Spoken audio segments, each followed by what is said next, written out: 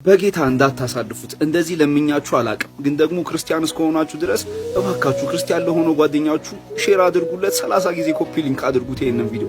በጌታ እየለመንኳችሁ ነው። መዝሙር 73:26 ያለው ቃል ትዝ ይላችኋል።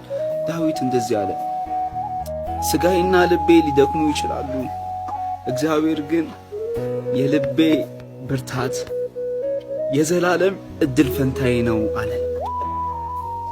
በቃ ይሄንን እንድትሰሙኝ ብቻ ነው። እሺ ይሄንን እንድትሰሙኝ ብቻ ነው የማስቸግራችሁ። አቅም ኖሮን እኮ አይደለም፣ ችለን እኮ አይደለም፣ የማንወድቅ ሆነን እኮ አይደለም፣ የሚጥለን ነገር ጠፍቶ እኮ አይደለም። እግዚአብሔር የልባችን ብርታት ስለሆነ ነው። እግዚአብሔር የዘላለም እድል ፈንታችን ስለሆነ ነው። ችለንም አይደለም። እግዚአብሔር የልባችን ብርታት ነው። እግዚአብሔር እድል ፈንታችን ነው። በቃ ይሄንን ነው ልላችሁ የፈለኩት። እግዚአብሔር የዘላለም እድል ፈንታችሁ ነው። እሺ፣ እግዚአብሔር የልባችሁ ብርታት ነው።